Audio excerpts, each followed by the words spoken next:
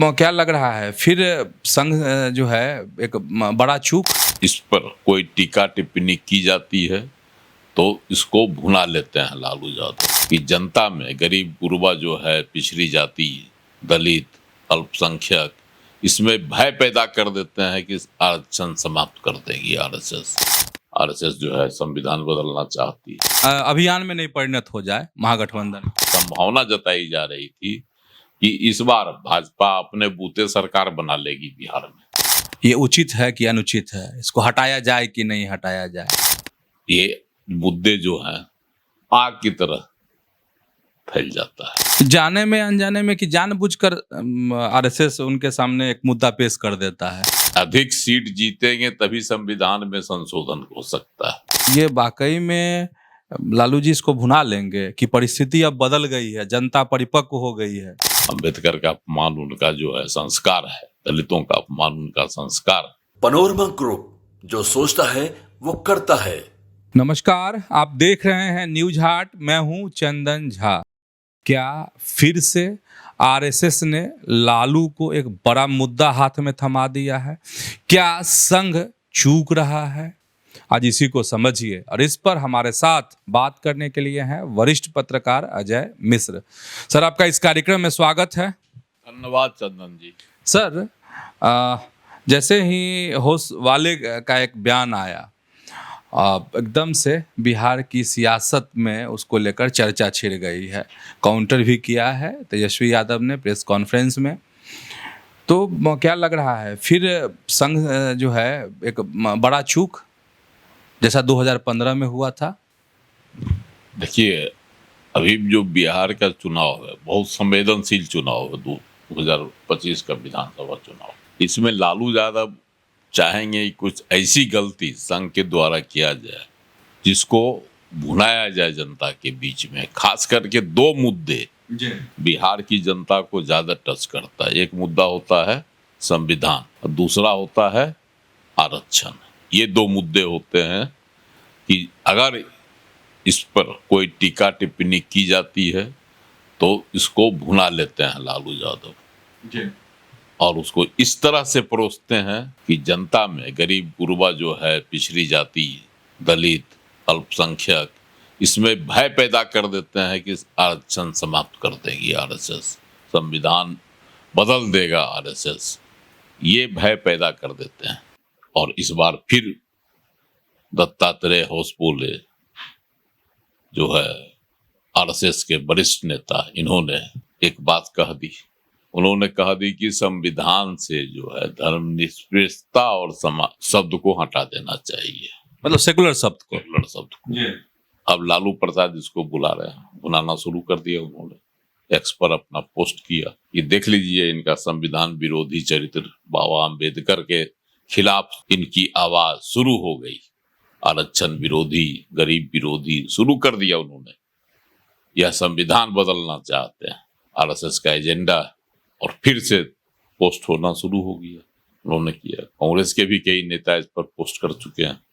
उदित राज हैं, एक और नेता है, उन्होंने भी पोस्ट करके कहा है कि आरएसएस जो है संविधान बदलना चाहती है। जबकि दत्तात्रेय ने कहा कि इंदिरा गांधी ने जोड़ा था इमरजेंसी के वक्त सेकुलर शब्द। इसलिए इसको हटा देना चाहिए संविधान से। लेकिन अब चूंकि सेकुलर शब्द जो है यह अब संविधान, भारतीय संविधान की एक पहचान बन गई। इस पर अगर छेड़छाड़ किया जाएगा तो घाटा हो सकता है, इसमें दो मत नहीं। और वही गलती 2015 वाली आरएसएस फिर बिहार चुनाव में दोहराने जा रही। 2015 में मोहन भागवत ने कह दिया था कि आरक्षण की समीक्षा होनी चाहिए। हालांकि उनके कहने का अभिप्राय कुछ और था। उन्होंने इस ख्याल से कहा था कि आरक्षण का जो इतने दिनों से देश में लागू है उसका लाभ किन वर्गों को मिला, किन वर्गों को नहीं मिला, जिनको मिलना चाहिए था वहां तक पहुंचा कि नहीं पहुंचा, तो उसका क्या है स्वरूप है, ये समीक्षा करने का उनका ये अभिप्राय था। लेकिन लालू प्रसाद ने पट से इसको बुना लिया 2015 में और प्रचार करने लगे कि कि आरएसएस वाले जो हैं आरक्षण समाप्त कर देंगे अगर आरक्षण सरकार बन गई तो। और इसका भारी घाटा 2015 में भाजपा को बिहार में उठाना पड़ा, एनडीए को उठाना पड़ा। उस समय नीतीश कुमार थे महागठबंधन के साथ, लालू जी के साथ 178 सीट पर महागठबंधन की जीत हो गई थी। अब मात्र 53 सीट पर जो है भाजपा सिमट गई थी बिहार, जबकि सुनहरा अवसर था। सरकार यह आशंका व्यक्त की जा रही थी, यह संभावना जताई जा रही थी कि इस बार भाजपा अपने बूते सरकार बना लेगी बिहार में 2015 में जी। लेकिन ऐसी एक चूक राष्ट्रीय सेवक संघ के प्रमुख मोहन भागवत ने कर दी, जिसका भारी घाटा पार्टी को उठाना पड़ा। और यही नहीं, इस तरह की गलतियां 2024 के लोकसभा चुनाव में भी की गई। कई भाजपा नेताओं ने 400 अब की बार 400 पार का जो नारा दिया गया था मोदी जी के द्वारा, उसकी गलत व्याख्या शुरू कर दी। लोगों को बात चुभ गई कि संविधान अधिक सीट जीतेंगे तभी संविधान में संशोधन हो सकता है। तो इस तरह की बातें जो चुभ गई कि अगर बहुत जीतेगी बीजेपी, 2/3 बहुमत अगर आ गया तो इस बार संविधान में संशोधन कर दिया जाएगा। विपक्ष के तमाम लोग, इंडिया गठबंधन के तमाम लोग इसी को मुद्दा बना लिया कि संविधान का जो है कर देगा, समाप्त कर देगा संविधान को आरएसएस, मतलब बीजेपी, अगर उसको 2/3 से अधिक बहुमत मिल गया तो। नतीजा क्या हुआ कि अपने बूते नरेंद्र मोदी की सरकार भी नहीं बन सकी, पूर्ण बहुमत नहीं आया, मुश्किल से सरकार चल रही है, बन गई केंद्र में सहयोगी दलों के सहारे। वही गलती अगर होसबोले साहब के बयान से जो अब शुरू हो गई है मांग से, और लालू प्रसाद ने इसको कैच कर लिया, अब उसका ढिंढोरा पीट रहे हैं कि आरएसएस वाला जो है संविधान बदल देगा, फिर शुरू कर दिया संविधान बदलने की कोशिश। तो इसका कहीं न कहीं लालू प्रसाद का यह बयान धीरे धीरे जिस तरह से अब इसको लोग पकड़ते जा रहे हैं, आज कांग्रेस वाले भी इसको धर लिए, तो यह एक कहीं 2015 की तरह मतलब अभियान में नहीं परिणत हो जाए महागठबंधन। सर एक चीज तो होश वाले तो ये कह रहे हैं इसी बयान में कि हम चाह रहे हैं कि इस पर समाज में बहस हो, ये उचित है कि अनुचित है, इसको हटाया जाए कि नहीं हटाया जाए।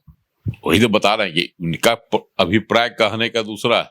जो शब्द जोड़ा गया समाजवाद और धर्मनिरपेक्षता, ये सब इंदिरा गांधी ने जोड़ा था इमरजेंसी के समय। तो उनका ये अभिप्राय था, यह संविधान के मूल प्रस्तावना में नहीं है, बाद में यह जोड़ा गया है संविधान में। कांग्रेस, इंदिरा गांधी ने अपने स्वार्थ से, राजनीतिक स्वार्थ के कारण इसका इन प्रस्तावना को किया, उसमें जोड़ दिया इसको, इस प्रस्ताव को।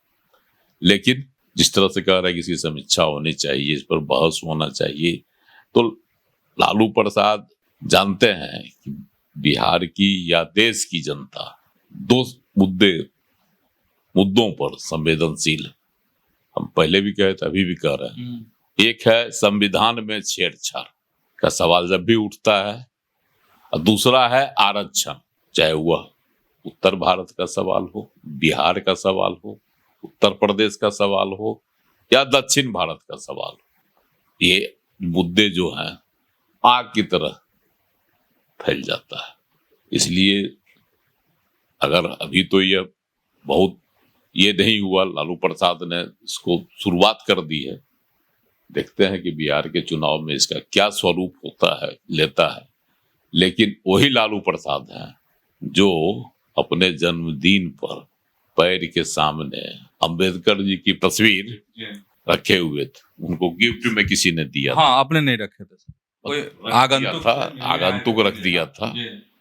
लेकिन खूब वायरल हुआ वीडियो, भाजपा ने इसको तुल दिया, खूब इसको राष्ट्रीय मुद्दा बनाना चाह रही थी भाजपा, लेकिन वह मुद्दा राष्ट्रीय मुद्दा नहीं बना सके। ना कि प्रधानमंत्री भी सिवान जो आए हुए थे, उसमें भी उन्होंने कहा कि लालू प्रसाद जो है को सब न अम्बेडकर से मतलब है, न भारतीय संविधान से मतलब है।